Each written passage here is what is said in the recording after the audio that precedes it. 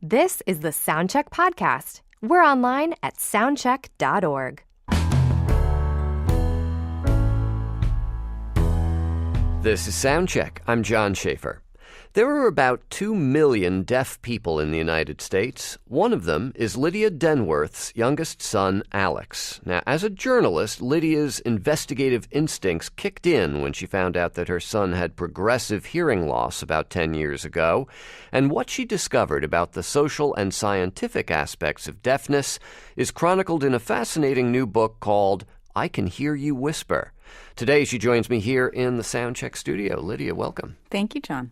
So your son Alex is 11 now. Just turned 11. And the early part of the book sort of details how you found out that he had progressive hearing loss. It wasn't apparent early on. No, it wasn't. And that did make our situation a little more complicated than other people's. Fortunately for others, it's not often this way. But on the other hand, a kid who is somewhere in the middle, is hard of hearing to begin with, which is what he was then, is harder to identify because they react to some sounds but not others. And it's very important to identify kids with hearing loss early, right? It is the most important thing. It absolutely is. Whatever language you're going to give them, whether you want them to have spoken language or ASL, they need to get it early. ASL being American. ASL being American Sign Language. And it is just critical. So the mantra in the field is that all children should be identified now by 3 months, and there should be intervention by 6 months. And the reason is because the brain just needs that early language. And it never used to be that way. Kids used to be 3, 4 before we knew what they were, that they couldn't were hear. Missing something, right, yeah. exactly. How old was Alex? So Alex was 1. That whole year that he was 1 was, I say it's like falling downstairs in slow motion. It just kept getting worse, and we were trying to figure out what was going on. And the trick with him is that he had passed a screening for hearing a few weeks after he was born, so we put that aside. It is whatever it is in hearing. And he was slow, he wasn't talking, he wasn't walking. Turned out he had some balance issues that were connected to the cause of his hearing loss. But so he was nearly 2 by the time he was identified with a moderate to profound loss in both ears. And then it got worse and he lost the rest of it. So he is now deaf. But he has a cochlear implant. He has a cochlear implant. And that decision that sort of is the driving force behind this book. Absolutely, seems. Right. Because it's not just a big decision, but it got you into a thicket of kind of controversies and politics. And I mean, this to me was the biggest surprise of the book. It's like, hey, cochlear implants, this is great. Well, not everybody thinks it's great. No, not everybody does. And it's very hard for a lot of hearing people to understand that. And as you experienced, most people are really surprised. And the hardest part for us was making the decision to get him this technology was kind of the easy part. I felt like they had me at hello. I thought it was pretty terrific. But reconciling my view of it with the view of some people in deaf culture who were really opposed was the hard part, and something that I really wanted to explore and understand, even though that was a little uncomfortable. I should say that it's less, the tension is less than it used to be. But basically, within deaf culture, right when cochlear implants came along and they were approved for children in 1990, and it is cochlear implants in children that is the big issue. The deaf civil rights movement had just kind of come to the fore, and there was a new pride and a new respect, and American Sign Language finally had respect, and it is the core of deaf culture. And deaf culture, by the way, is not all of those 2 million people that you mentioned. It's a subset. It's and it's not. And it's defined by deaf with a capital D. Deaf with a capital D, which really makes it an identity rather than an ideological condition. So when you say 2 million people are deaf, that's with a small d. Right. And there's many ways of being deaf, and that is one of the things that I've really come to understand, and that I think we should embrace and celebrate, but that there should be respect. And so, the cochlear implant seemed like just another attempted fix for deafness, which is something that in deaf culture people had come to feel didn't need to be fixed. It wasn't a disability, it was a difference in their minds. Right. So within deaf culture, within that community, deafness is not, you're not a hearing person with a loss, with something missing. Exactly. You are different. They even object to the phrase hearing loss because, as you say, it's not about loss. It's just that you operate in a visual way. Yeah. Now, there are lots of examples of that in the book, surprising ones, ones that take place at Gallaudet, the famous deaf university, where they had a hearing president and the kids and there was an enormous protest, and that was part of that civil rights movement that really catapulted deaf civil rights to the national attention. And then there's also the example of this 2000 documentary, which I'm sure you know, called Sound and Fury. Yes, very well. Which brought a lot of attention to this idea of deaf culture, capital D, and deaf pride, and extended families. They call them deaf from deaf, when you have two deaf parents and then the children. Or deaf of deaf, right. Deaf of deaf, right. yes. Mm-hmm. And in this clip from that film, Peter Artinian, who is deaf and was born deaf and has children, which you'll hear him talking about through an interpreter, is talking about how within deaf culture they reacted, this is back in 2000, to the idea of a cochlear implant. If somebody gave me a pill that would make me hearing, would I take it? No way. I'd want to go to a hospital and throw it up and go back to being deaf. I want to be deaf. So when all three of my children were born deaf too, I thought, great, my kids are just like me. I started signing to my oldest Heather when she was a baby in my arms. And now I look at her and I'm amazed. At 5, she's already fluent in sign. So that's Peter Artinian from this documentary called Sound and Fury. And he goes on, Lydia, to talk about how disappointed he is that Heather, whom he has been signing to, actually wants a cochlear implant. Right. Although, if you're old enough to ask for a cochlear implant, I actually know a scientist who does this and does not like to do the operation if they're past the age of 2 or 3. Well, it has everything to do with the brain. And that was the other thing that I found, that in addition to exploring deaf culture and really trying to understand the identity politics of all of this, I was fascinated by the question of the brain and the role of the brain. And that took me into all kinds of things about language acquisition and learning and literacy, how we learn to read. And so the problem is that, yes, in deaf culture, the people who were opposed, their principal idea was that you should wait until a child is old enough to decide for himself or herself. But that negates the core of the science of what we know. And so, in fact, if you wait, you have made a decision. Yeah. And so you need the sound. If you're going to have oral language, you need that sound really early. And in fact, now, most kids who are getting these are getting them before they're 1. We're speaking with Lydia Denworth, journalist and author of the book I Can Hear You Whisper, an intimate journey through the science of sound and language. And it all comes down to language acquisition. Yes. And you heard Peter Artinian in that clip from the documentary talking about signing to his daughter, Heather, and how she became fluent in ASL by the time she was 5. The idea that ASL is a bona fide language with syntax and grammar and all of the things that make a language a mode of communication, that also is something that the wider culture has taken a long time to come to. They absolutely have. Even deaf culture, ironically, took a long time to come to that. It was in the 60s and that there was a hearing professor at Gallaudet who started looking into this and thinking, I think there's more to this. And before that, it was just kind of something we did in deaf. That's the way deaf people talked about it. And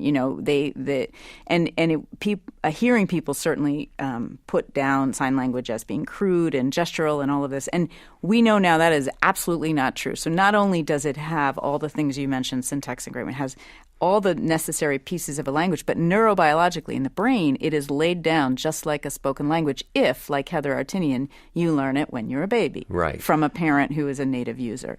So you did a lot of talking to neuroscientists and neurologists, and so what is the upshot? Is it enough to just have ASL, or do you need to have some kind of oral AUR, some kind of hearing component to really gather enough language skills? It is enough to have ASL. If you get ASL as an infant, you can thrive and you can have plenty of language. The trick is in when it comes time to learn to read. So hearing children learning to read are making use of sound every second of the day in that exercise. And that is something I completely took for granted. Alex is my youngest of 3. I'd raised 2. They were already starting to read. I just didn't really get that fundamentally what that meant, that phonological awareness, which we parents, we hear that all the time. We don't really realize that's not really about letters. That is about sound. And that is about breaking apart the speech that you hear into syllables and phonemes, the smallest piece of sound that there is in a word, and understanding how to do that. And that's the foundation of learning to read. But in ASL, so there's no written version. But kids who get enough ASL early enough actually many of them do manage to learn to read. So somehow they're doing that. Although you point out in the book that the median reading level within the deaf community is 4th grade. So yes, they're learning to read, but not well. Well, so the critical thing there is that actually not very many of those people got ASL as infants early enough. Okay, so that is part of the complication here. And 90 to 95% of deaf and hard of hearing kids are born to hearing parents like me who were not native signers. Now, we can learn, and I think that we should make a bigger effort to learn, but we are not going to be able to deliver it fluently and natively the way someone would who is an expert signer. So there is this subset of people who learn really early. But for the vast majority, I have to say, I would argue that the sound is really giving them access to something important. Well, one of the ways that people are trying to deal with this is with what they call visual phonics. And we got this clip from a website called from North Carolina called learnnc.org.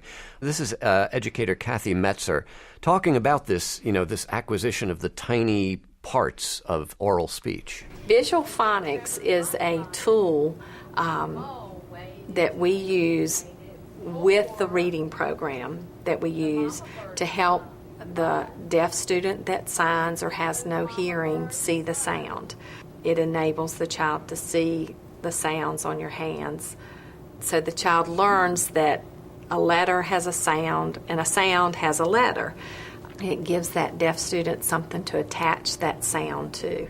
Now that's a big deal, because that goes to what you, Lydia, were just saying a moment ago, that, as hearing people, we just would think, well, the deaf may have trouble hearing, but they'll have no trouble reading. It's right there on the page. In fact, if anything, I assumed that they must read more because they must need to. And it is true that there are plenty of deaf people who read very well and who go on to get PhDs and things. So it isn't the deafness, but it is the language and the education and the exposure early. And unfortunately, it's there.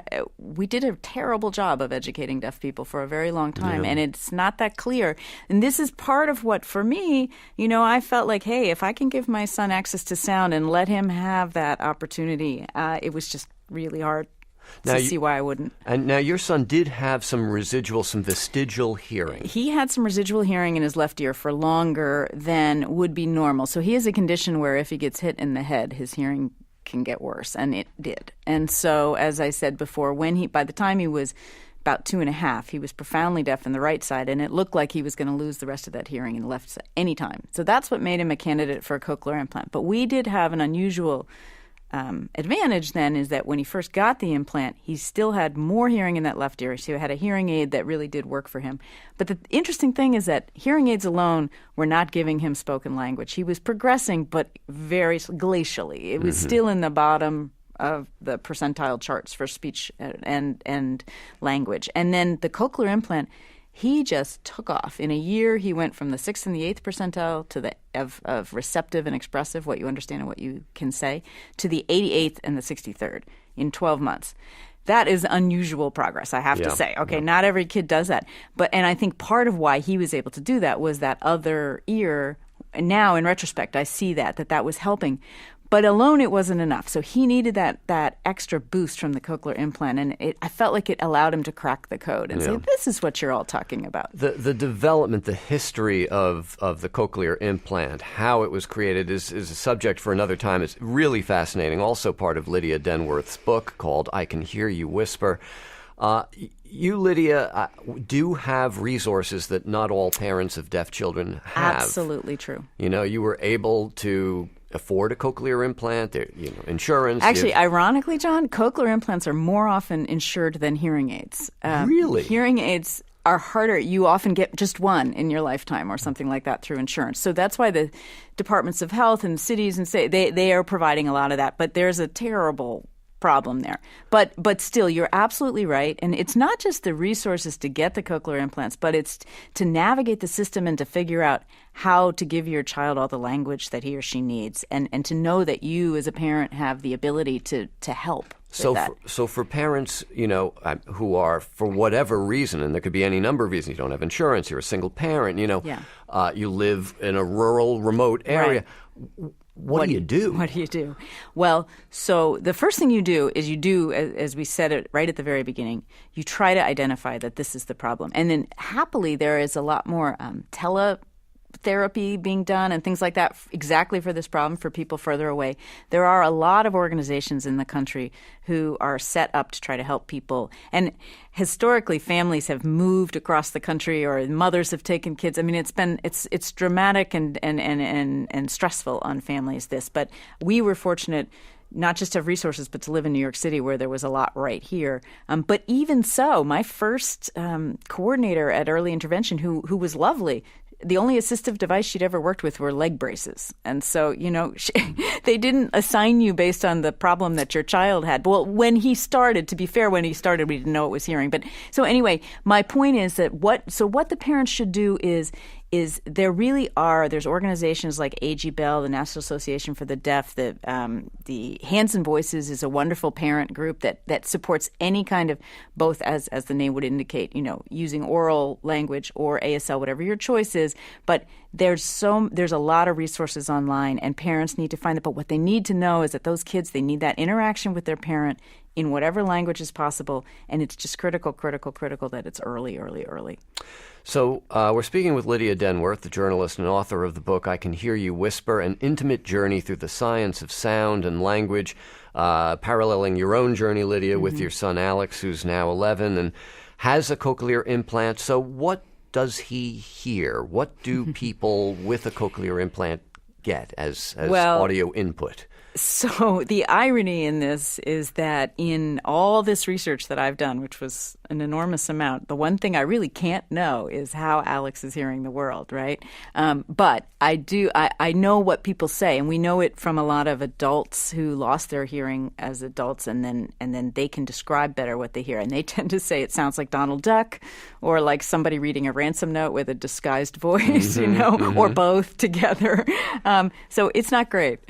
But you can hear music after a fashion. So cochlear implants, it's the last frontier with cochlear implants. The holy grail was speech, to discriminate speech. Speech is a redundant signal, if to use the technical term, and so it's got belts and suspenders, lots of ways that our brain can use to get access to speech, and it's pretty straightforward in its sound signal. Music is much more abstract, and the analogy I use in the book is it's like taking a squirt of ketchup on a hot dog roll, and the line is the speech, and then if you smush it into the roll, that's what it looks like for music. And a cochlear implant smears the sound as well.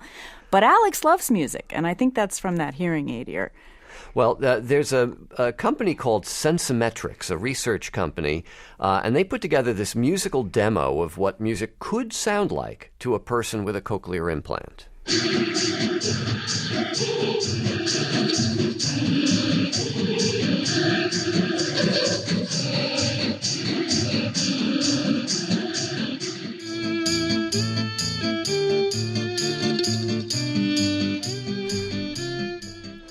That's a pretty striking example there, Lydia. First, what the person with a cochlear implant would hear, and then the actual music, which turns out to be this nice sort of cafe totally acoustic different. jazz thing, but it sounds like electronic dance music. It does. It's well, one thing I think is interesting is that when I was looking into music, as one of the chapters in the book is about music, and that rhythm is something that you can hear. Yep. And so I had the luxury in this book of calling up the world's most famous neuroscientists and saying, what should I do for my kid? We don't all get to do that.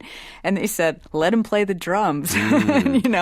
So does Alex play the drums? He does not, actually. Right now, he is we had a little drum set for a while, and I just, we live in a city, we got a lot of neighbors. I just couldn't quite do it. But it's because that percussion, that's a matter of seconds, not milliseconds. That information is not hard to transmit.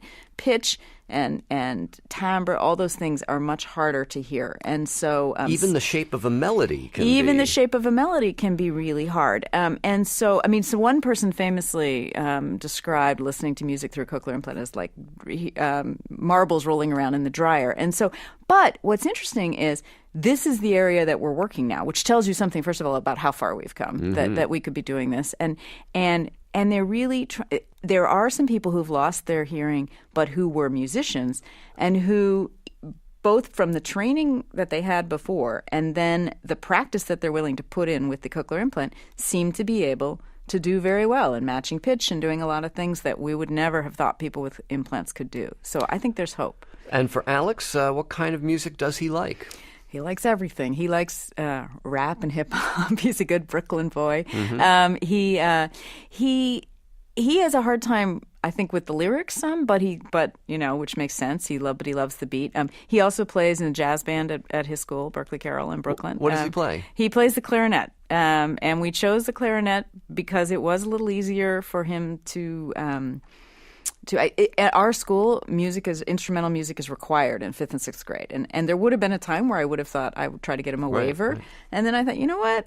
No, we'll do it. My 2 older boys play quite seriously the trumpet and the saxophone, and so you got like a little big band going there in the house. Band. We got that, and we got a basketball team. We're and so he's playing the clarinet, and you know what? He's doing okay. He's holding his own.